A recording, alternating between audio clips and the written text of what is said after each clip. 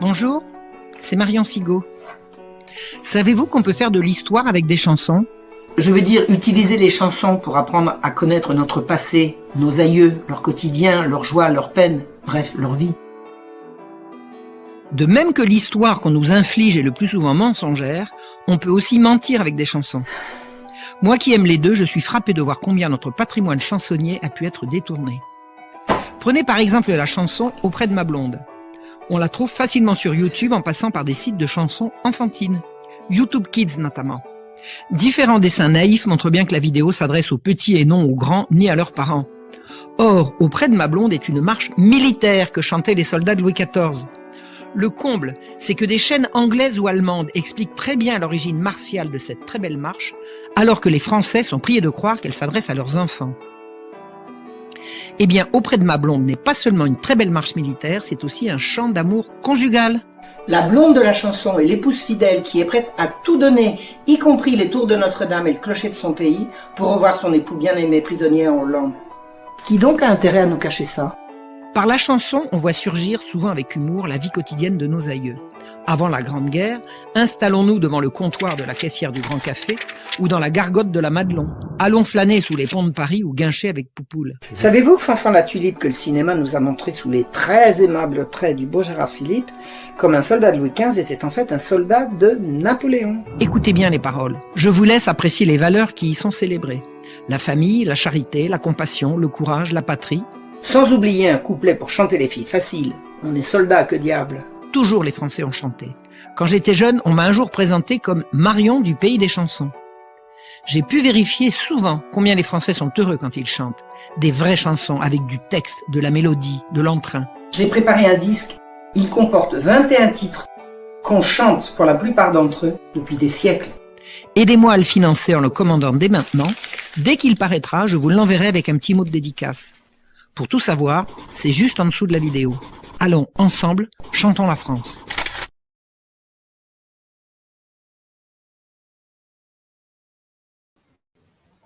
Bonsoir chers internautes, c'est en compagnie de Marion Sigaud et d'Éric Montana que je vous présente mes meilleurs vœux pour l'année nouvelle. C'est une formule consacrée mais qui est particulièrement sincère en ce moment car tout éclate en ce moment et comme l'a dit Charles Gave, la patte de Satan est en train de s'enlever du monde. L'empire du mensonge est en train de s'écrouler. Et Marion est un acteur actif dans la révélation des vérités. Bonsoir Marion. Bonsoir Jackie. Bonsoir tout le monde. Bon, bonsoir Marion. Meilleurs vœux, à mon tour de vous dire meilleurs vœux à tous. Que cette année soit celle de la grande révélation et du triomphe de la vérité. Nous connaissons tous Marion historienne. Nous l'apprécions particulièrement sur cette chaîne puisqu'elle a réalisé de nombreuses chroniques d'histoire. Nous parlerons de ses livres, en particulier les droits sexuels, l'instruction programmée de l'enfance et de la famille, et puis de l'amour au crime, du sexe et des enfants, des sujets très graves, très prenants qui nous tiennent vraiment à cœur. On parlera aussi de la vidéo sur la destruction de l'homme. Mais pour l'instant, dès à présent, Marion nous surprend avec un disque. Et Marion nous dit que c'est surtout pour nous faire chanter que vous avez réalisé ce disque. Vous êtes accompagné d'un pianiste renommé, qui s'appelle Fabrice Ulrich. Oui, voilà. Une grande personnalité. Comment vous est venue cette idée de faire un disque? Alors, je crois que c'est pas moi qui ai eu l'idée, je crois que c'est Fabrice. J'ai fait plusieurs, on appelle ça des masterclass, moi j'aime bien parler français, des stages, des stages de formation. J'ai fait plusieurs stages avec lui parce que c'est un ami, parce que j'aime bien ce qu'il fait, et puis parce que j'avais la disponibilité. Il m'a proposé un stage j'en ai fait plusieurs, hein, j'en ai fait 3 en l'occurrence, stage d'apprentissage pour apprendre à m'accompagner moi-même au piano, parce que j'ai toujours chanté. Bon, ça c'est je chante comme je respire depuis toujours, et je savais pas m'accompagner, et j'avais envie d'apprendre à m'accompagner au piano comme on apprend à s'accompagner à la guitare. Donc, j'ai fait une masterclass, 2 masterclass, 3 masterclass, et puis, et si tu faisais un disque? Ah non, je lui ai dit, moi, ce que je voudrais, c'est faire chanter la France. Ce que je voudrais, c'est faire chanter la France. Je dis, j'ai quand même un public, quand même un public qui me suit sur YouTube et je suis sûre que si je leur donnais des chansons, je voudrais que la France se remette à chanter. Parce que la France a toujours chanté, la France c'est le pays des chansons. On m'a raconté ça quand j'étais jeune, je me baladais à Pétaouchnok, loin de chez moi, on m'a dit « Ah Marion, Marion, la Française du pays des chansons ». Donc on a quand même cette réputation-là. J'ai étudié pas mal la chanson française, c'est-à-dire que j'ai plusieurs livres de chansons françaises, j'ai des recueils, j'ai également des livres, enfin je me suis toujours intéressée à la chanson française et je me suis dit il faudrait que les Français se remettent à chanter parce que j'ai quand même noté que les Français chantent de moins en moins, que j'ai récemment demandé à des jeunes quelles étaient les chansons qu'ils chantaient, ils ne savaient pas de quoi je parlais, rien. Il y a un grand jeune homme récemment, je lui ai dit « Ah, tu t'appelles Renaud comme le roi Renaud de Guerre revient », il me dit « C'est quoi ?» Je dis « C'est pas possible, tu connais pas ?» Il me dit « Non ». Je dis mais il y a des gens qui ne connaissent pas le roi Renaud de Guerre revient. J'avais l'impression que tout le monde connaissait ça. Ben, à ma génération, oui. Mais aux générations suivantes, non. Je veux dire, il y a quelque chose qui est en train de se perdre. Il y a quelque chose qui est en train de se perdre. Or, on a un patrimoine chansonnier absolument phénoménal, énorme, gigantesque. On a des gens de ma génération. Moi, je suis le papy boom. Ben, le papy boom, c'est encore nous les plus nombreux. Donc, on peut encore faire chanter les autres. Et puis, Fabrice m'a dit, bah, si tu veux faire chanter les gens, fais un disque. J'ai dit un quoi? Bah, dis pourquoi tu ferais pas un disque? Et lui aussi sort de son registre en vous accompagnant. Oui, mais enfin, il sait tout faire. Lui, avec un piano, il sait tout faire. Oui, non, mais c'est vrai qu'il n'est pas accompagnateur, il est créateur, il est auteur, mais ça lui faisait plaisir, Et il m'a dit, faisons un disque. Alors, moi, j'ai pas fait le disque, moi, j'ai juste fait la chanson. Je sais pas comment on fait un disque, c'est entre ses mains. D'ailleurs, il n'est pas encore arrivé. J'ai lancé un appel pour qu'on m'aide à le financer. Donc, j'ai lancé un appel pour passer des précommandes. Donc, les précommandes rentrent, mais le disque est toujours pas arrivé. Je l'attends d'un jour à l'autre. Voilà. Mais d'un jour à l'autre, c'est très stressant parce que les jours passent et je dis toujours pas. Alors de temps en temps, j'envoie un mot aux gens qui me l'ont commandé en disant vous impatientez pas, ça va arriver. Et puis voilà. On repassera le lien. Je ne sais pas si on passe le bandeau ou on passera le lien à nouveau en fin d'émission. Mais c'est vraiment une bonne idée parce que la chanson libère, le chant rassemble, le chant apporte la joie, réconforte, encourage. Et dans le choix de vos chansons, on s'aperçoit qu'on ne les a jamais apprises et en fait, on les connaît. On ne connaît pas toutes les paroles, mais dès que vous en entamez une, on suit. Souvent, on reprend le refrain. Laquelle vous chantez? C'était auprès de ma blonde, la première auprès de ma blonde, laissé dans l'oreille, mais toutes, quoi. C'est vraiment très, très entraînant parce que ce sont des histoires. Il y a un début, une fin, il y a un rythme, il y a un refrain, il y a des couplets, à la différence du rap où j'avoue que voilà. Mais une chanson, en fait, c'est une historiette. C'est une historiette en général, une chanson. Pas toujours, mais c'est souvent une historiette. C'est ça, c'est ce que vous disiez. Il y a un début, il y a un corps, il y a une fin, et surtout il y a un refrain. Et il faut qu'il y ait de l'entrain. Alors bon, il y a également des chansons très douces, mais voilà, une chanson, ça se reprend. Une chanson, ça se reprend. La différence entre une chanson et une pas chanson, c'est qu'une chanson, si on l'a entendue plusieurs fois, dès qu'elle démarre, on a envie de la reprendre. Et c'est ça, faire un disque. Moi, je fais pas un disque pour que les gens m'écoutent. Je fais un disque pour qu'ils chantent par-dessus ma voix parce que je vais leur donner les paroles, je vais leur donner l'accompagnement, je vais leur donner la tonalité et qu'ils chantent avec moi. Moi, mon slogan, c'est venez avec moi chanter la France. Que la France chante la France. Voilà. On vous suit. Ah, d'accord. On donne envie. Mais il y a des familles qui font ça. Moi, j'étais surprise parce que c'est vrai, ce sont des chants qu'on chante toujours. Moi aussi, j'ai beaucoup chanté petite, les chansons d'enfants. On s'aperçoit d'ailleurs que les paroles, si on les écoute attentivement, c'est pas forcément destiné aux enfants. C'est pas des chansons d'enfants. On fait chanter aux enfants des chansons qui sont pas des chansons d'enfants. Exactement. Je pense qu'il y en a une qui m'avait surpris quand je l'ai appris, c'est « Il court le furet ». Moi qui suis nulle en contrepétrie, quand j'ai appris qu'il suffisait d'inverser le C et le F, ah oui, d'accord. Ça m'a bien amusé. C'est vrai. Vous avez, il y en a plein comme ça qui ont un sens caché, mais même c'est celle dont on parlait tout à l'heure, Auprès de ma blonde. C'est un chant militaire. Alors, c'est pas exactement que c'est un sens caché. C'est pas que c'est un sens caché, c'est un sens qu'on a détourné. C'est un sens qu'on a détourné, c'est-à-dire que déjà on a détourné le rythme. Quand on écoute Auprès de ma blonde sur YouTube, on se rend compte que YouTube il en fait une chanson gnangnan, alors que c'est pas gnangnan, c'est une marche militaire, Alors déjà d'emblée une marche militaire, c'est pas fait pour les enfants. En plus, faire d'une marche militaire une chanson gnangnan, c'est la dénaturer.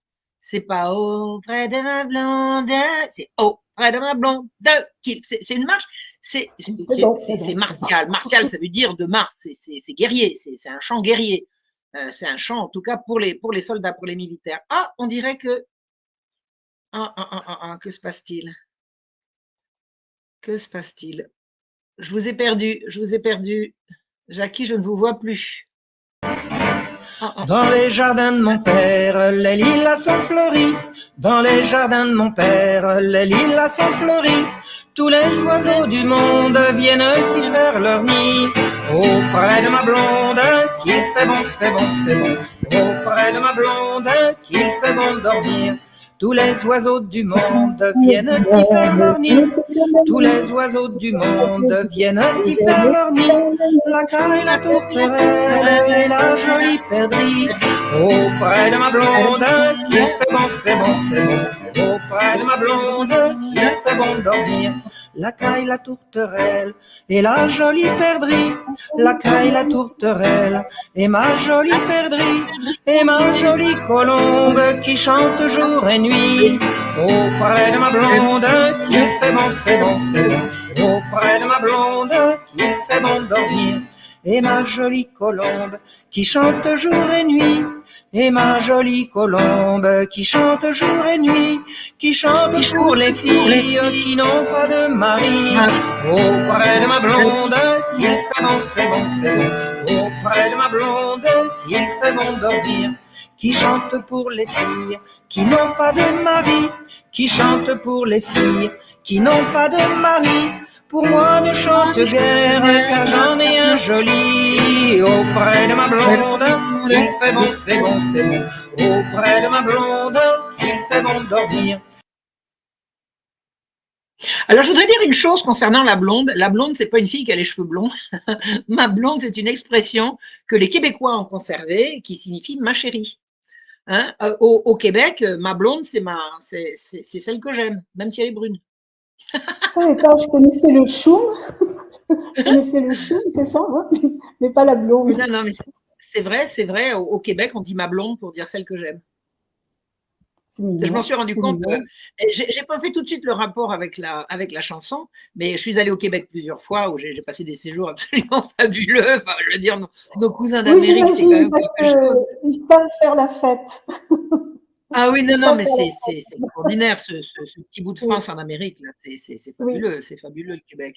Oui. Et j'ai remarqué que un garçon là-bas, il disait ma blonde quand il parlait de sa femme. Quand j'ai vu la femme, il n'est pas blonde du tout. Il me dit non, mais c'est comme ça qu'on dit ici. Oui, donc, auprès de ma blonde, c'est auprès de celle que j'aime. Hein? Alors que chez nous, c'est un peu péjoratif quand même. Ah, les blondes. Oh non, mais les blagues de blondes, c'est juste méchant, ça. Non, oui. faut pas retenir la méchanceté. Alors, Jackie qui est blonde comme les blés, ça ne doit pas lui plaire. C'est quand même à l'honneur des blondes que de dire que ma blonde, c'est ma belle. Hein. Mais bon, ça veut pas dire, on peut dire ma blonde quand même au Québec. Si j'ai bien compris, on peut dire ma blonde même si on est brune. Moi, je peux être la blonde de quelqu'un, par exemple. Oui, mais c'est mignon comme tout. Et il y a d'autres chansons militaires dans votre disque. Il y a Fanfan la Tulipe aussi. Oui, Fanfan la Tulipe, c'est également une chanson militaire. Ouais. Les chansons militaires. Les soldats, ça chante. Hein. Les soldats, ça chante toujours. La Madelon. La Madelon.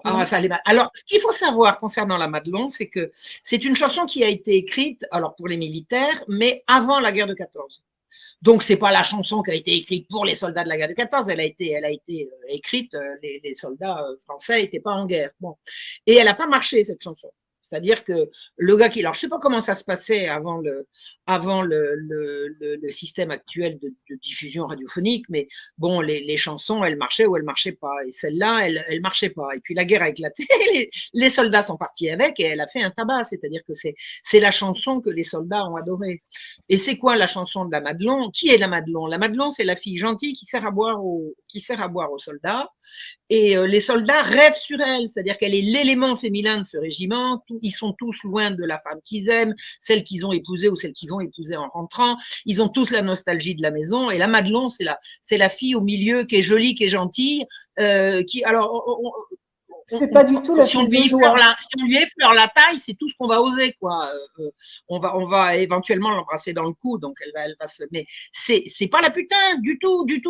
C'est la gentille fille sur laquelle tous ces soldats qui sont loin de celle qu'ils aiment vont projeter leur élan amoureux. Et la Madelon, ben voilà, elle les protège, elle s'occupe d'eux. C'est un petit peu elle s'occupe d'eux, elle les aime oui, et tous l'aiment, ils sont tous plus ou moins amoureux d'elle. Mais alors, il y a un jour, dans la chanson, il y en a un qui veut l'épouser, elle lui dit non, mais laisse tomber, si tu m'épouses, et ils vont faire quoi sans moi? Tu n'auras pas ma main, j'en ai bien trop besoin pour leur verser du vin. Donc, c'est une chanson à la fois de la nostalgie du soldat et qui considère que la fille qui va leur verser à boire,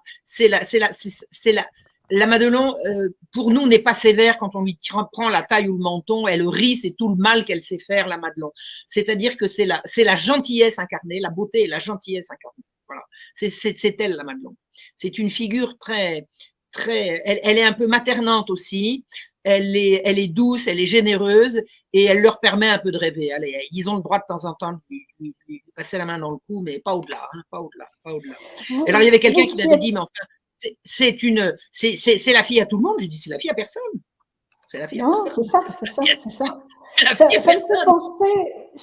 Ça me fait penser, corrigez-moi, vous qui êtes féru en histoire, au compagnonnage. Il y avait aussi dans les maisons qui rassemblaient les compagnons qui étaient loin de leur famille, il y avait aussi une marraine ou quelqu'un qui s'occupait. Il y avait la mère. Voilà, je ne me rappelle plus du nom. Oui, c'était la mère. Oui, une figure protectrice, généreuse, de ton, et qui certainement prenait sur elle énormément de fantasmes et de désirs, mais qui restait à sa place, Oui. L'élément féminin rassurant et un peu nourricier, rassurant. Bon, alors la Madelon, elle les nourrit pas, elle les abreuve, elle leur donne du vin. Oui, enfin bon, c'est quand même une manière. C'est toujours cette figure féminine qui est là pour protéger, pour distraire, pour faire plaisir, dans le bon sens du terme, pour réjouir les soldats, les compagnons, tous ces pauvres hommes. Mais dans les limites. Dans les limites de la bonne conduite, quoi. Dans les limites de la bonne conduite. C'est clair, on peut pas imaginer la Madelon comme une chanson cochonne. C'est impensable. C'est impensable. Et alors, ce qui est extraordinaire sur cette chanson, c'est que elle a été écrite en dehors de la guerre. Elle a été la chanson emblématique de la guerre. C'est-à-dire que elle n'a pas été écrite pour, elle a été écrite en. Voilà. C'est qui la Madelon? La Madelon, eh bien, tous les soldats sont partis à la guerre avec ça. Et après, la France de l'après-guerre, on a appelé ça la France de la Madelon. La France de la Madelon. C'est-à-dire que tous ces soldats qui sont revenus, enfin, il y en a tellement qui ne sont pas revenus, mais ceux qui sont revenus, ils avaient la Madelon dans la tête, quoi. C'est la France de la Madelon, c'est la France de l'après-guerre et l'image. Vous n'avez pas l'affiche, je l'ai mis sur mon petit clip, l'affiche où on voit la Madelon, pas l'affiche, l'image de la partition. Parce que les partitions, ça se vendait. C'était des partitions en double feuille. J'en ai plein des partitions comme ça. Vous aviez un dessin sur la première de couverture, et les 2 pages suivantes, c'était la chanson avec la partition, et la dernière page, c'était les autres publications de cet éditeur. Donc sur cette partition, on voit véritablement le soldat de la guerre de 14, véritablement l'uniforme qu'il avait, et la jolie Madelon. voilà, avec son sourire et son sourire et le petit bar, le tourlourou, le cabaret s'appelle le tourlourou. Et voilà, cette chanson est devenue emblématique Ouais. de la guerre de 14. Et tout le monde la connaît. C'est-à-dire que les gens ne connaissent pas forcément les paroles, mais quand on dit quand Madelon vient nous servir à boire, tout le monde a envie de reprendre. Tout le monde connaît ça. Oui. Tout le monde l'a entendu au moins une fois. Au moins une fois. Et Alors de que boire ça un fait 100 coup. ans. Hein, Oui. ça fait 100 plus ans, de oui. 100 ans. Bah oui. Et oui. Ça fait plus de 100 ans. Ouais. Oui, oui. Et moi, Vous dans avez mon eu du village. mal Pardon? Vous avez eu du mal à retrouver les partitions ou ça a été simple? Bon, ça fait 40 ans que je les collectionne, les partitions. Alors, j'ai eu mal à partition. J'ai eu mal, elle est pleine de partitions. Voilà, ouais. De temps en temps, non, mais ce que j'ai pas chez moi, ce que j'ai pas déjà chez moi, que j'ai commencé à répertorier, c'est assez phénoménal. Maintenant, ça se trouve en 2 clics sur Internet. Hein. On retrouve les chansons comme on veut maintenant. C'est très, très facile maintenant de trouver les chansons. Et vous aviez un site à recommander aussi aux personnes qui cherchaient, oui, qui alors, faisaient des recherches sur il y les a un vieilles site. chansons. Voilà. Il faudrait donner le lien parce que je ne l'ai pas là en tête, mais je crois que c'est la bibliothèque, je ne sais plus si c'est les Archives nationales ou la Bibliothèque nationale qui m'ont indiqué un site de chercheurs en chansons. Vous avez tout un site où sont répertoriés tout ce que les chercheurs vont exhumer du patrimoine chansonnier français des provinces. C'est la France d'hier ou même d'avant-hier ou même d'il y a très très loin. Les chansons françaises sont quelque part nichées dans cette France profonde, et vous avez des gens qui sillonnent la France et qui sillonnent la France et puis chez les habitants et puis beaucoup dans les bibliothèques, hein, dans les dépôts d'archives pour faire pour rassembler tout ce que la France chansonnière a créé depuis que la France est France. C'est phénoménal. Et c'est un site non seulement extrêmement utile, extrêmement sympa, mais ils vous rendent service, vous leur posez des questions et vous répondent, quoi. C'est vraiment, vraiment, vraiment sympa. Il y a beaucoup de choses qui sont faites en France pour les gens qui aiment les chansons. Il manque juste de faire chanter les Français maintenant. Ça va venir grâce à vous. On va s'y mettre. Je suis pas la seule. AEPEM. Vous avez AEPEM. Est-ce que vous pouvez redire le déroulé du association? Je compte sur vous. Mais je l'ai pas sous les yeux. AEPEM. On le mettra en dessous. C'est le patrimoine musical français des régions, un truc comme ça. On va le retrouver. Non, je suis désolée, je ne l'ai pas par cœur. Non, mais ça existe, c'est bien de le savoir. Alors, il y a aussi des sites qui existent. Je vais vous expliquer. Il y a d'autres sites qui existent et on peut alors on les trouve assez facilement sur la toile. Hein. C'est facile à trouver. Moi, j'ai un onglet spécial sur mon ordinateur avec chansons et puis Marion, vous êtes la spécialiste des recherches, ce qui n'est pas notre cas. Oui, c'est un peu ça. Mais vous avez maintenant énormément de sites qui, à partir d'une chanson, vont vous donner les accords à la guitare, les accords au piano, et vont permettre de passer d'une tonalité à une autre. C'est-à-dire que si vous avez une chanson qui a été chantée par le chanteur Tartampion qui chante en tonalité de do, eh ben moi je peux pas chanter en do, c'est trop bas pour moi, ou alors c'est trop haut, ça dépend. Moi il faut que je chante en sol. En sol, carrément. Je chante en sol. Je chante en sol. Il faut que je chante en sol. Ma voix s'accorde sur des chansons en sol. Donc sur ces sites-là, eh bien je prends n'importe quelle chanson. Hop, je la transpose en sol, je recopie les accords et puis je peux m'accompagner au piano. C'est sympa. Voilà. AEPEM. Voilà. C'est beau ça. Association d'études, de promotion et d'enseignement des musiques traditionnelles des pays de France. Ah, ça c'est magnifique. Les pays de France. Wow, voilà. Merci, ça c'est Eric. la France ancienne. Merci Eric. Les pays de France. Merci Eric. Et c'est c'est un site magnifique.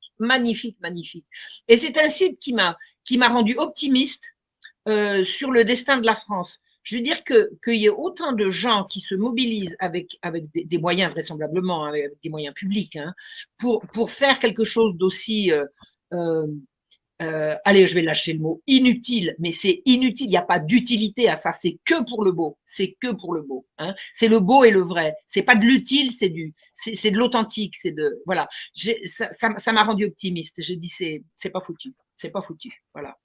J'ai souvent très, très peur pour notre patrimoine archivistique, parce que vous savez, les incendies, ça peut se déclencher comme ça. Mais là, quand je vois tous ces gens qui travaillent là-dessus, par et ils doivent hasard, certainement avoir la conscience qu'il faut faire une sauvegarde, 2 sauvegardes, 10 sauvegardes, 20 sauvegardes, il faut que si on détruit tout, on en retrouve encore, quoi. C'est ce que j'ai fait un peu avec mes documents. Moi, j'ai mis des sauvegardes absolument partout. Si la maison brûle, on les retrouvera. Voilà, c'est ça qu'il faut faire, quoi. Et en dehors des chansons de soldats, il y a aussi les chansons des guinguettes. Ah, les chansons des guinguettes, ouais. Bah oui, oui, oui, oui. Alors, il y a une chanson, il y a le, comment appelle-t-on ça, quand on se promène au bord de l'eau. Alors ça, c'est génial, ça, c'est génial. C'est Jean Gabin. C'est Jean Gabin qui chantait ça en 1936. C'est les chansons qui ont fait chanter les ouvriers en goguette. Alors, qu'est-ce que c'est les ouvriers en goguette? Dans le film La Belle Équipe. Dans le film La Belle Équipe.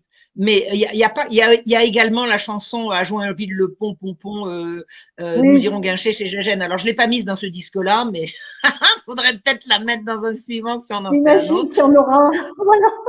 J'espère. Ce sont des chansons qui, dans n'importe quelle assemblée de gens qui sont là pour être bien, pour être heureux, pour être ensemble, si vous lancez cette chanson-là, tout le monde la reprend. Tout le monde la reprend.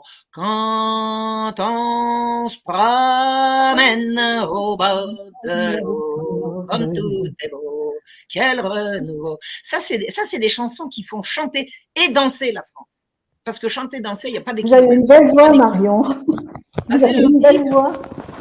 Vous savez, je vais vous expliquer. Ma voix, c'est un combat.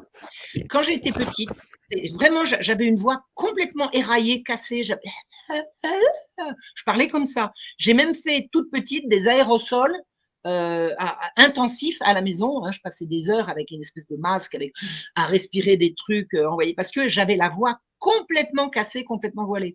Si j'arrive à chanter aujourd'hui, ça a été un combat.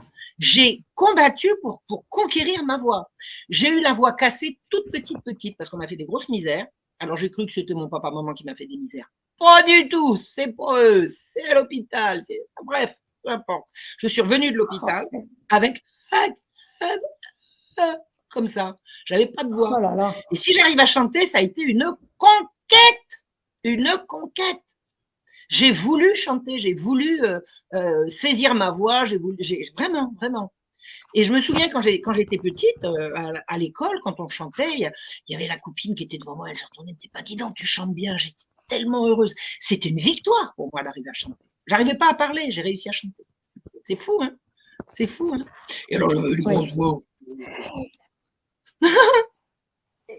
C'est sympa, hein. C'est sympa. Ah bon? Et moi qui avais une voix de petite fille, j'ai passé des années à me forcer à avoir une voix et à parler comme ça, je trouvais ça très chic. Alors, on m'a expliqué ça, il paraît que pour se donner de l'importance, on prend des grosses voix comme ça. Je n'entends plus, plus rien. Bah alors, je suis là. Alors là maintenant, oui, ça y est. Ça y est, c'est revenu. Moi, je vous entendais très bien. Ça revient, mais c'est très haché. Et vous savez ce qu'il faut pour chanter? Il faut chanter dans sa tonalité. Il faut chanter dans sa tonalité. Il faut chanter dans sa tonalité. Si vous chantez trop ou vous chantez trop bas, vous n'allez pas avoir le volume, vous n'allez pas avoir la puissance. Alors maintenant, les gens qui veulent chanter sur ma voix, il faut qu'ils chantent en sol. Hein, parce que moi, je chanterai toujours en sol. Ça, il faut chanter en sol. Pour chanter avec moi, il faut chanter en sol. Mais après, une fois que vous aurez appris des chansons, vous allez les chanter en do. Ah. Oui, Eric. Non, on a une petite instabilité dans le son. Il y a des moments où je vous perds. Voilà, c'est revenu. C'est revenu. C'est revenu, c'est stable. Tout à l'heure, je n'entendais plus. Moi, je voulais faire juste demander à Marion. Oui. Non, je t'en prie. Je voulais faire juste un commentaire. Évidemment, j'ai écouté. Hein, et je me suis dit, non seulement elle chante juste, mais en plus, tu chantes en mesure. Parce qu'il y a des gens qui chantent souvent à côté de la mesure. Toi, tu chantes en mesure. Donc, tu as probablement une oreille plus musicale que la moyenne. Et puis, oui, j'ai une oreille de fou, là. Oui, tout à fait. Quand j'étais petite, un jour, il y a c'est plus que chanter juste. Elle chante très bien, avec une jolie voix. Je vous racontais un truc. Quand j'étais petite, un jour, mes parents ont fait venir l'accordeur de piano, parce qu'il y avait un piano à la maison. Ils ont fait venir l'accordeur de piano et j'étais à côté de l'accordeur de piano pendant qu'il faisait son truc. Puis à un moment donné, je lui dis, celle-là, elle est fausse. Il dit, quoi?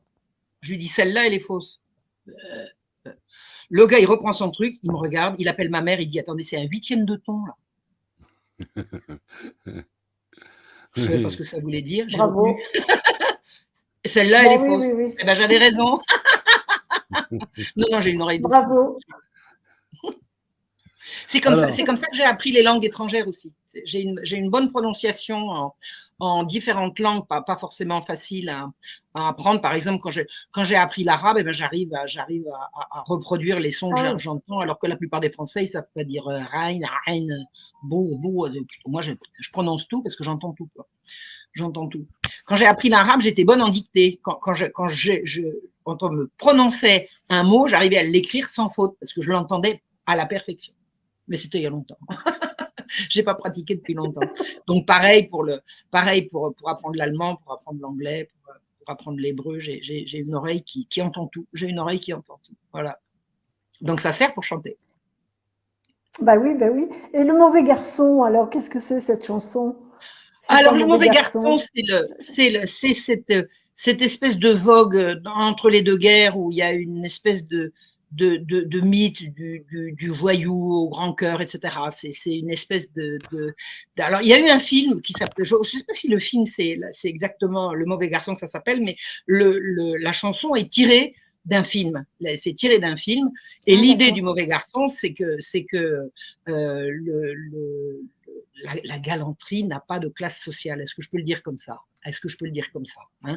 Un mauvais garçon peut parfaitement séduire une belle dame, il suffit qu'il ait les belles manières. Il peut être un mauvais garçon, c'est-à-dire être socialement du mauvais côté de la richesse et du mauvais côté du pouvoir, mais et du mauvais côté de la loi. Il saura faire avec les dames parce qu'un homme, ça reste un homme. C'est un peu une chanson sur la virilité. On aime beaucoup les films de mauvais garçons aussi. Bah oui. On aime bien les mauvais garçons. Il y a une espèce de crétin, il est arrivé sous la vidéo où j'ai parlé de ce truc-là, il disait hey, sachez que une dame, une femme, une vraie, ça a besoin d'un gentleman. Alors, gentleman, je sais pas ce que c'est, galant homme, j'aime mieux. Et un galant homme, ça peut parfaitement être un voyou, je suis désolée, un voyou peut parfaitement se conduire magnifiquement avec les dames. Et un monsieur de la haute peut parfaitement se comporter en gougnafier, si vous voyez ce que je veux dire. Donc, en fait, le mauvais garçon, en fait, c'est une ode à la virilité, quoi, en fait. C'est une ode à la virilité. On est d'accord. C'est un peu ce qui nous manque en ce moment, les odes à la virilité. Les hommes, ils en prennent tellement plein la gueule en ce moment. On va les consoler, là. Allez, messieurs, allez, on vous aime. N'écoutez pas ces folles, n'écoutez pas les dingues. Mais aujourd'hui, on utilise quand même pas mal la chanson. Alors, avant, il y avait les chansonniers qui parodiaient l'actualité. Et puis maintenant, certains utilisent la chanson des uns ou des autres et puis modifient les paroles pour transmettre un message. Mais ça a toujours été, Jackie, ça a toujours été ça. Toutes les chansons, la plupart des chansons, vous avez sur l'air 2 qui était lui-même sur l'air 2, qui était lui-même sur l'air 2. Exactement. Et souvent dans les mariages ou les mises à la retraite ou les grands anniversaires, les banquets, tout le monde se réunit, les banquets, tout le monde se réunit pour faire une chanson sur le mode 2 avec des paroles personnalisées pour transmettre le message. Oui. Et là, mais ça, c'est magnifique. C'est magnifique. Oui, c'est la façon qu'a le peuple de s'approprier son patrimoine pour le faire vivre et encore et encore et encore. Moi, je disais l'autre jour, excusez-moi, je vais un peu me répéter, mais enfin bon, ça reste le sujet. La chanson Cadet-Roussel, à l'heure actuelle, on fait des chansons sur l'air de Cadet-Roussel, alors que Cadet-Roussel a été fait sur l'air de Jean de Nivelle. Donc, les générations passent et les chansons restent avec une mise à jour, Mais je sais de quoi vous allez me parler. Allez-y. La mélodie reste. Oui, on pense à quelqu'un qu'on aime bien tous sur TVADP et sur TVADP et dans le privé aussi. Et Eric a préparé, je crois, la vidéo de Sébastien Recchia. Oui, Qui, c'est une merveille, c'est un petit bijou. C'est un petit bijou. Oui. Alors moi, je suivais déjà Sébastien depuis plusieurs mois, mais là, quand j'ai vu ça, j'ai dit ça, c'est une merveille. C'est une merveille. Alors, il en a fait plusieurs, il a une belle voix, mais le texte est extraordinaire aussi. Éric, quand tu veux. Oui.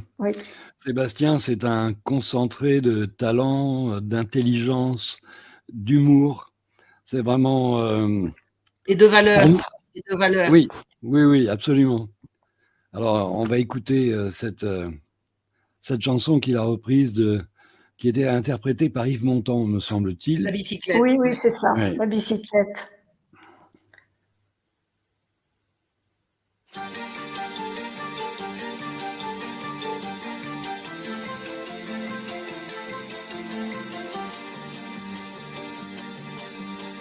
Quand on partait le bon matin pour massacrer des Vendéens et tuer des prêtres, nous étions quelques bons copains. Il y avait Danton et Desmoulins, il y avait Carrier et Guillotin et Robespierre. On était tous des sanguinaires, une belle bande de génocidaires, de vrais poètes. On a tué femmes et enfants, mis la France à feu et à sang, pour une bonne raison cependant, la République. On en a brûlé des églises, le satanisme était de mise. Quel sacrilège! Nous étions de tels renégats qu'on a coupé la tête du roi, depuis on voit le résultat. L'enfer sur terre, détruire l'église de Jésus-Christ, le rêve de la franc-maçonnerie. Quelle vilaine secte! Merci au siècle des Lumières, Diderot, Rousseau et puis Voltaire, tous les révolutionnaires. Vive Lucifer! Cette république universelle, tyrannico-totalitaire, est une poubelle. Quant à l'Union européenne, américano-stalinienne, aux ordres de Monderschleyen, cruche hitlérienne, tout doucement le moment vient qu'en Schwab et ses petits copains qui servent la bête. Nous confisquerons tous nos biens, nous n'aurons rien, nous aurons faim. Et alors certains ici-bas perdront la tête.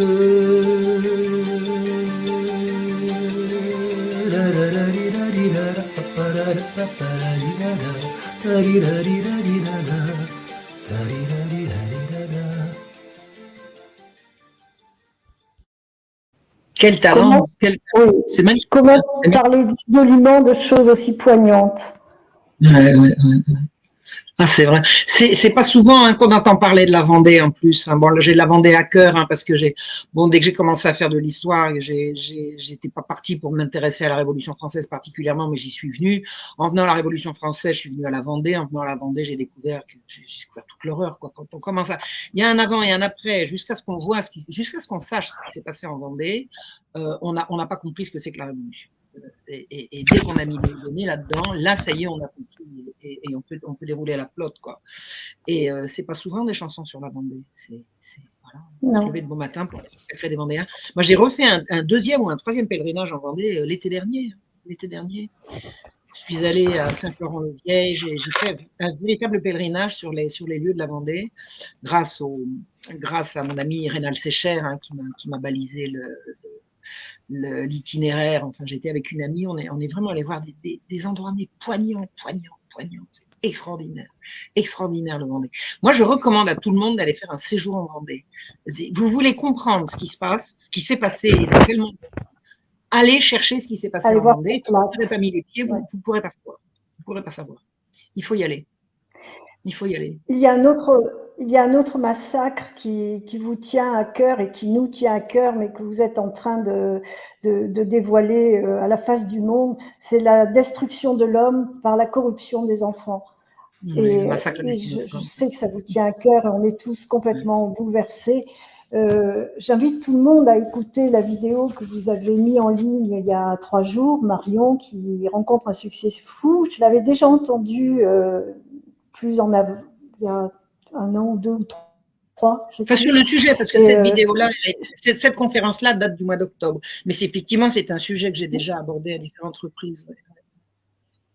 Voilà, oui, vous l'avez abordé. Est-ce que vous voulez bien en parler avec nous ce soir sur la façon dont on veut supprimer cette humanité, et on s'attaque aux enfants, ce qui est complètement révoltant, inadmissible, ça fait hurler, quoi. Moi, je vous ai vu pleurer et voilà, rien que d'en parler, on est ému. Il faut que ça bouge, il faut que ça bouge. Et merci de nous révéler toute cette horreur.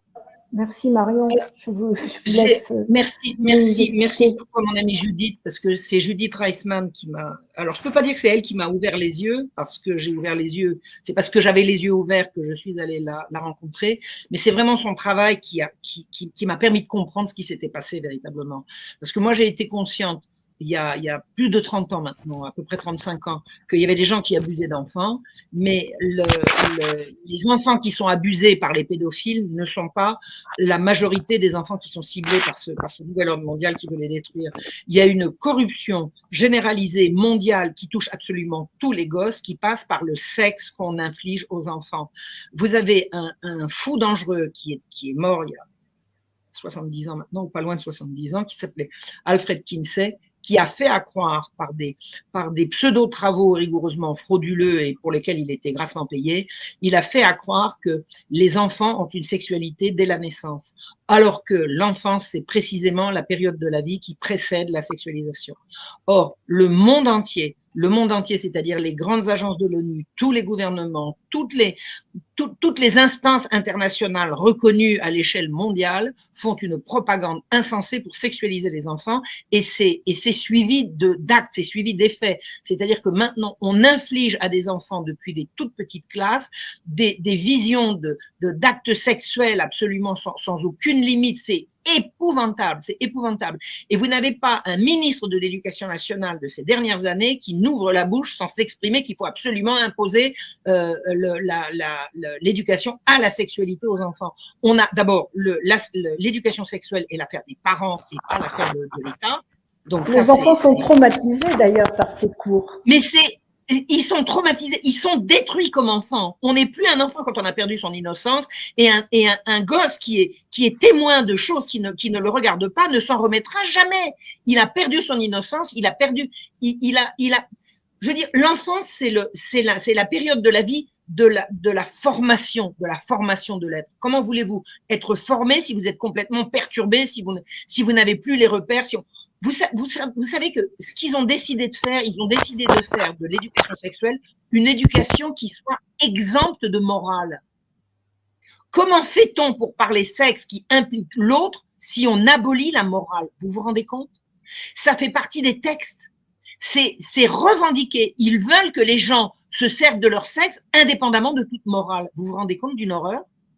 Et ils infligent ça aux enfants qui deviennent dingues. Les maladies mentales sont en train d'attraper des millions d'enfants à cause de ça. Il faut arrêter immédiatement. Et de plus en plus, moi, tous les jours, depuis que les gens savent que je m'intéresse à ce sujet-là, tous les jours, je reçois des informations monstrueuses. On a fait ça à mon fils, on a montré ça à ma fille. Regardez ce qu'on apprend dans l'école. Vous savez, ils apprennent aux gosses qu'ils ont le droit de changer de sexe. Mais vous vous rendez compte? Vous vous rendez compte, s'il y a une chose au monde qui ne peut pas se passer, c'est qu'on change de sexe. C'est impensable. C'est impossible. Alors, comme ils savent que c'est pas possible, ils appellent ça changer de genre. Le genre, c'est le sexe des mots. Je suis désolée. Un homme, c'est un homme et une femme, ils sont différents par le sexe et pas par le genre. Le genre, c'est le sexe des mots. Le genre féminin, c'est le genre du mot ou de l'adjectif, du nom commun ou de l'adjectif. Il n'y a pas de genre pour les gens. Bon, de toute façon, c'est une traduction alambiquée de l'anglais. On n'a pas à changer, on n'a pas à faire croire qu'on peut changer de sexe. C'est une aberration. Et c'est d'autant plus une aberration que il pousse des jeunes à se faire des opérations irréversibles qui sont des mutilations sexuelles. La mutilation sexuelle est promue par l'école, vous vous rendez compte? Vous vous rendez compte?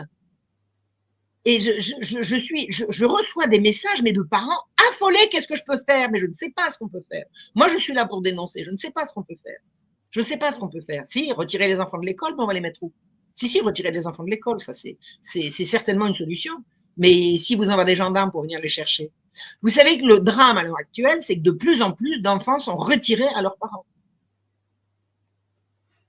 Les services sociaux sont là pour retirer les enfants à leurs parents. C'est monstrueux. C'est monstrueux. L'enfance en danger, c'est primordial. C'est primordial. C'est au cœur du combat. Et j'ai l'impression que précisément Sébastien et sa femme Virginie, c'est ça qu'ils ont compris de mon combat et c'est ça qui nous lie sans nous connaître encore. Hein. Bon, je les ai pas encore rencontrés, mais je pense que ça va se faire. On est véritablement sur le même combat parce que c'est ça le sens de l'engagement de gens comme nous. C'est l'humanité qui est en danger. Si on détruit les enfants, il n'y aura pas d'adultes clairs. C'est inévitable. C'est inévitable. En plus de ça, moi, ce que j'ai appris par l'intermédiaire de Judith, hein, parce que c'était une chercheuse, ce que j'ai appris par son intermédiaire, c'est que le cerveau humain ne cesse d'évoluer, de grandir qu'à partir de 20 ans. C'est-à-dire que de 0 à 20, le cerveau humain n'est pas fini, il n'est pas terminé, il n'est pas en état encore. Donc, tout ce qu'on inflige aux gosses jusqu'à l'âge de 20 ans, ça peut leur créer des dommages irréversibles. C'est-à-dire que jusqu'à 20 ans, il faut protéger les enfants. Et là, non seulement on les protège pas, mais on les harcèle. Ouais. La majorité était à 21 ans. Mais c'était pas idiot. La majorité était à 21 ans. Et maintenant, on n'arrête pas de baisser l'âge, puisque même une fillette de 11 ans peut être considérée comme consentante si elle a été violée, par exemple. Absolument. Alors, il y a eu un changement. Alors, j'ai dit dans ma vidéo du mois d'octobre, celle qui est passée sur ma chaîne YouTube il y a 3 jours, là, je dis qu'il y a pas d'âge du consentement en France, alors qu'au moment de la loi Schiappa, il y avait des associations de défense des enfants qui avaient poussé. Et je dis dans cette vidéo, il n'y a pas d'âge du consentement. L'information avait passé à l'Amérique et était passée en Amérique. Et Judith m'avait téléphoné affolée en me disant, c'est vrai que vous n'avez plus d'âge du consentement? Je dis oui, ça vient de passer. Ça vient d'être acté qu'il n'y a pas d'âge du consentement. Or, depuis, il y a eu en 2021 une loi qui a été votée suite à l'affaire Familia Grande, l'affaire de Camille Kouchner, là. Et il y a maintenant un âge du consentement qui est fixé à 15 ans. Alors, je ne sais pas ce qu'ils ont inventé comme truc alambiqué par-dessous pour permettre de contourner la loi, mais je reviens sur ce que j'ai dit. Il y a depuis 2021 un seuil qui est de 15 ans, au-dessous duquel on considère qu'il ne peut pas y avoir de consentement. Voilà. Donc, c'est quelque chose de nouveau. C'est ce qui s'est passé entre la loi Schiappa et aujourd'hui. Voilà. Donc, il y a un seuil de consentement. Merci de cette précision.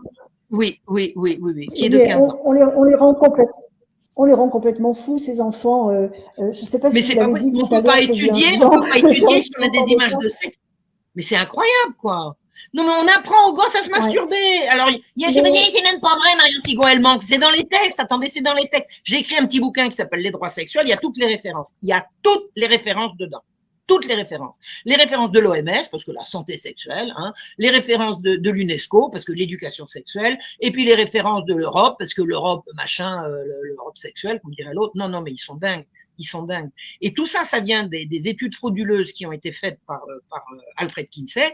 Et Alfred Kinsey, il n'a pas inventé ça tout seul. Hein. C'est la CIA qui est venue le chercher. C'est la CIA qui est venue le chercher. Encore eux. Oui. Encore eux. Mais il y a un truc monstrueux dans les jouets des petites filles, les fameuses poupées Barbie qu'on a toujours connues.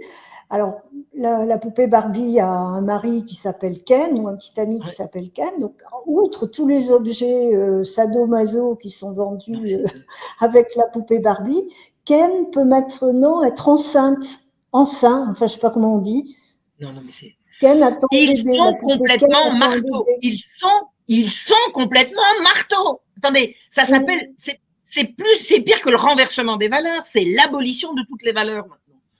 Toutes les perversions sont promues, permises, promues et considérées comme bien. C'est une horreur. C'est d'ailleurs ce qui montre que ça ne va pas durer éternellement parce que maintenant, c'est trop à la vue de tout le monde. Maintenant, c'est trop à la vue de tout le monde. J'ai appris il y a 2 jours, et je suppose que vous l'avez entendu comme moi, que le maire de la ville de Pantin a décidé que sa ville s'appellerait Pantine, parce que Pantin, ça fait trop masculin. Non, mais ils sont malades. Ils sont malades. Ce sont des dingues. Ce sont des dingues. Et vous savez, l'information est passée depuis ce matin, on l'a sait par Roselyne Bachelot, qui n'a pas sa langue dans sa poche, elle a des côtés hyper sympas, cette Roselyne Bachelot. Elle raconte que la flèche de Notre-Dame, il y avait un plan présenté par j'allais dire Jean-Michel, pardon, par Brigitte Macron, pardon, par Brigitte, bref, vous avez compris, Brigitte Macron, de faire un truc plutôt phallique avec, non, mais attendez, c'est bon, là, une bite sur les toits de Notre-Dame. Oh! On va, attendez, vous savez ce que c'est le sexe? Vous savez à quoi ça sert le sexe? Ça sert à se reproduire. Et chez les humains, ça va avec l'amour. Vous savez ce que c'est? L'amour. L'amour. Pas le sexe avec n'importe qui, l'amour, c'est-à-dire lui et elle, et uniquement. Voilà, c'est ça, ça s'appelle le couple. Ça s'appelle le couple. Et c'est fondé sur l'amour. Et le but de l'amour, le but du sexe, c'est la vie. La vie, c'est pas la jouissance immédiate, interchangeable. Le but du sexe, c'est la vie. Alors, il y a un jour quelqu'un qui m'agresse en me disant le sexe, c'est important. Je dis bien sûr que c'est important, mais on ne se reproduirait pas si on n'avait pas du plaisir. Mais le plaisir, il est essentiel. Mais c'est un don du bon Dieu, le plaisir. Si on n'avait pas autant de plaisir, on ne se reproduirait pas. D'ailleurs, il n'y a qu'à regarder. Prenez l'appareil non pas reproductif, mais l'appareil digestif. Vous vous rendez compte? Si on n'avait pas de plaisir à manger, on mourrait de faim. Qu'est-ce que c'est qu'un anorexique? C'est quelqu'un qui n'a plus de plaisir. Ouais. Moi, j'ai déjà rencontré une anorexique, c'est terrible. Elle mangeait, elle avait envie de recracher. Elle ne pouvait pas. Elle n'avait aucun plaisir. Alors moi, je suis vivante. Elle était moitié morte. Le plaisir, c'est essentiel, mais ce n'est pas un but. C'est un moyen. Or, le renversement dans la déclaration des droits sexuels, qu'est-ce que la sexualité? C'est la recherche du plaisir. Mais c'est pas vrai. Non. C'est pas vrai.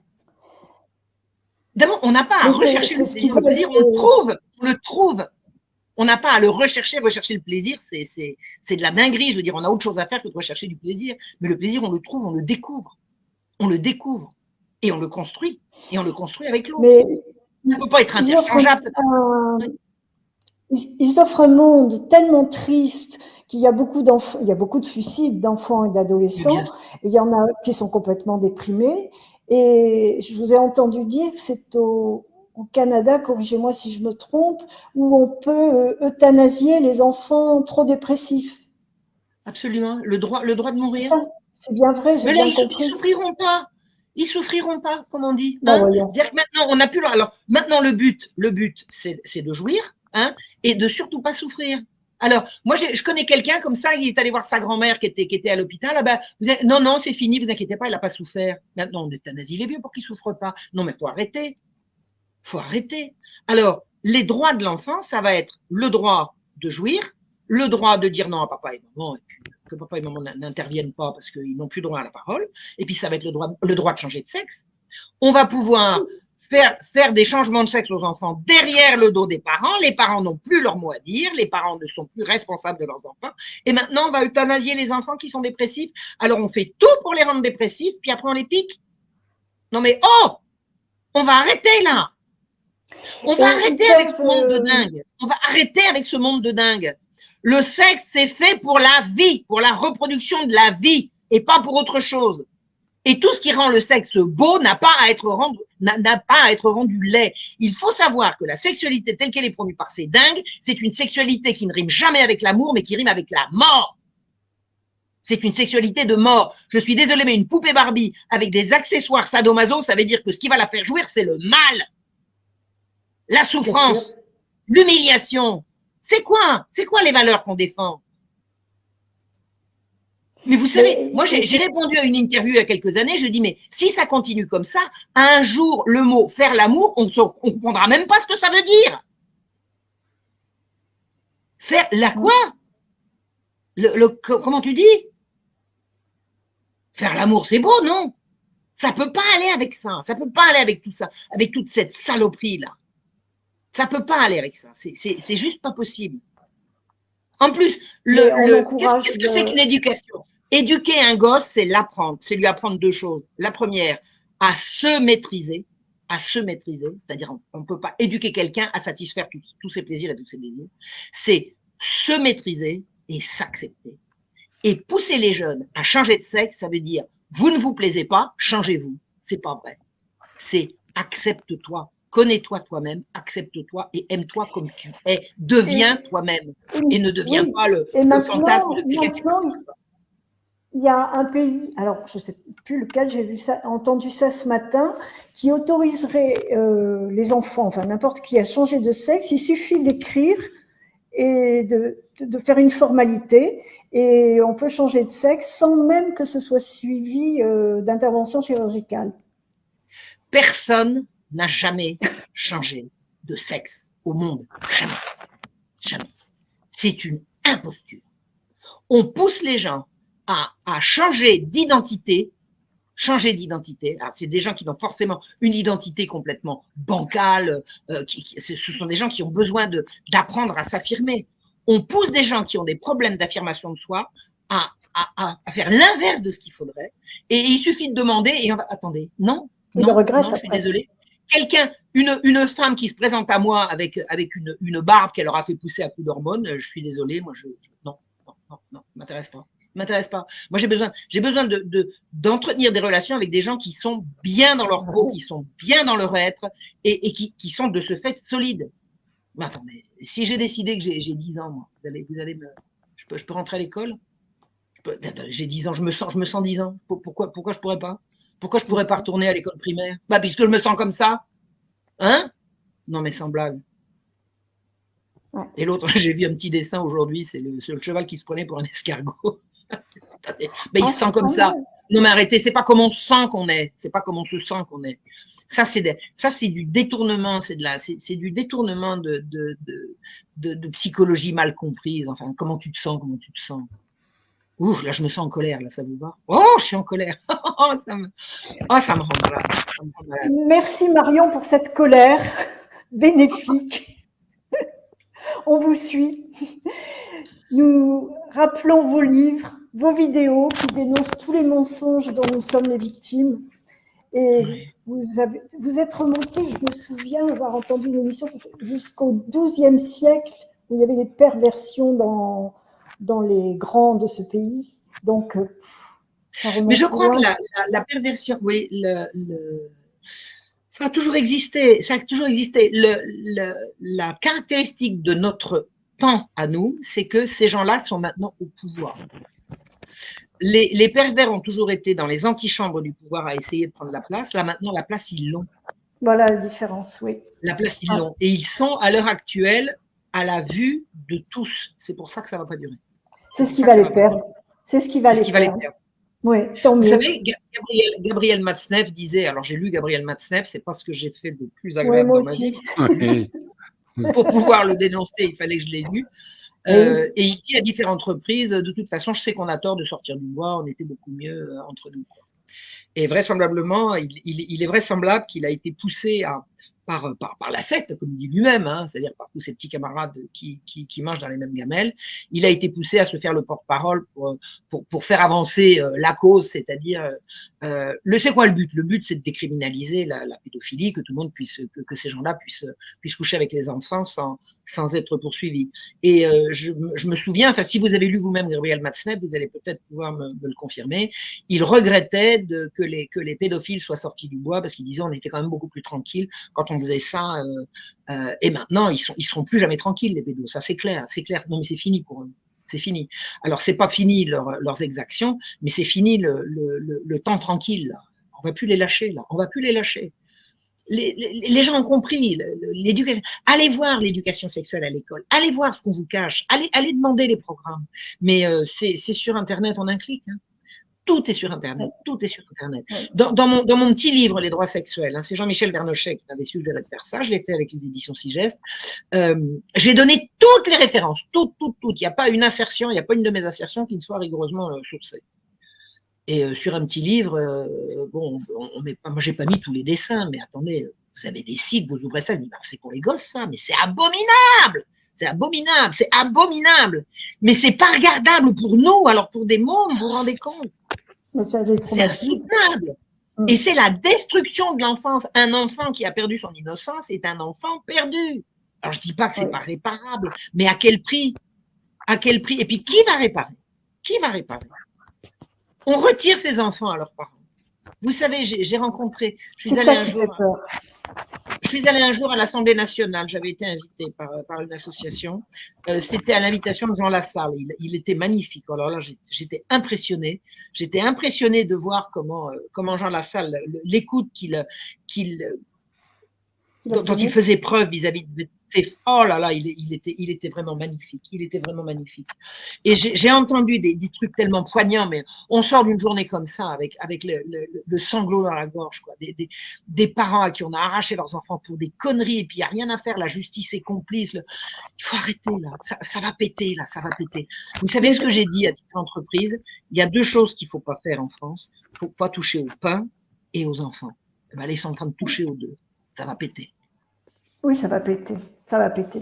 Et pour avoir tous les détails, on va vous suivre. J'invite tous les internautes à cliquer sur votre site internet. Vous retrouverez toutes les références, tous vos livres, toutes vos vidéos et les chansons. Non, parce que mes vidéos, il faut que je les remette en ligne. Il y en a plein qui ont disparu. Alors, ils ne sont pas disparus. On attendra un peu, ça reviendra. Mais, voilà, il faut que je les remette. Voilà, je fais revivre. Tout à l'heure, là. Voilà. Et celle dont on parlait tout à l'heure, la destruction de l'homme par la corruption des enfants. Et puis avant de se quitter, on va finir en chanson. Marion, la chanson de votre choix pour se dire au revoir. Laquelle? Ah, on va chanter là. Avec Marion. Oui, pour se dire au revoir. Alors, qu'est-ce qu'on pourrait chanter? Avant de se dire au revoir, je voudrais juste préciser à nos internautes que demain, nous diffuserons la vidéo de Marion Stigot, qui actuellement fait un buzz formidable sur Internet, même si elle date un peu, il y a comme ça des vidéos qui ressurgissent dans l'actualité. Et Christine de Viejoncourt m'informait aujourd'hui que sur sa page Telegram, il y a eu en moins de 3 jours plus de 11 000 vues. Donc effectivement, je l'ai vue la vidéo, je l'ai regardée aujourd'hui. Elle est dense, elle est passionnante. Et on va la diffuser dès demain sur TV ADP, la Troïka, Kinsey, Rockefeller et CIA.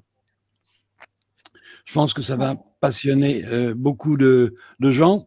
Et puis, si tu veux bien, Marion, on va peut-être annoncer à nos amis internautes ton retour sur TV ADP, puisque il faut rappeler que tu étais là au début avec nous. Et puis, on a fait le grand appel ensemble avec 22 personnalités. Puis ensuite, on a fait le mégaton ensemble. Bon, comme tu es quelqu'un de très occupé, tu es sur tous les fronts de la résistance, on s'est un peu perdu de vue ces derniers mois. Mais j'ai le plaisir de vous annoncer que Marion va revenir sur TV ADP et on est en train de réfléchir ensemble sur un projet d'émission qu'elle pilotera. Super. Et qu'elle réalisera. Voilà. Ça, merci Eric, merci. J'ai beaucoup de reconnaissance pour les gens qui me passent la parole parce que le système m'a conservé sous le boisseau pendant 30 ans. Voilà, et moi je fais partie de ceux qui considèrent que quelqu'un comme toi ne doit pas quémander le droit à la parole. C'est la raison pour laquelle voilà, tu as ta place sur TV ADP où tu pourras t'exprimer à n'importe quel moment comme tu le veux, librement. Bon, bah c'est gentil. Formidable. Je vous laisse ça terminer. Vous dirait qu'on chante non, tu ne nous laisses pas. Ah bon, vous voulez que je reste? Tu vas chanter avec nous. Ah oui. Est-ce qu'on peut chanter une chanson d'amour? Ah oui, avec plaisir. Tu n'as que 16 ans et faut voir comme tu affoles déjà tous les hommes. Est-ce ton œil si doux qui les mine, ou bien les rondeurs de ta poitrine qui les rend fous? Ah, Catalinetta bella, écoute l'amour t'appelle à pourquoi dire non maintenant? Faut profiter tant qu'il est temps. Un jour quand tu seras vieille, tu diras baissant l'oreille, ah, tch, tch, si j'avais su dans ce temps-là. Ah, ah, ah, ma belle Catalina. C'est joli, hein? Bravo. Merci Marion. Merci Jackie, merci Eric, à très bientôt. À très bientôt. On va remettre les pendules à l'heure. On va remettre les pendules à l'heure très bientôt. Voilà, Bonsoir, formidable. chers internautes. À la semaine prochaine. Bonsoir tout le monde. Bonsoir tout le monde. Marion, bonsoir Eric. Je vous aime. Au revoir. Au revoir.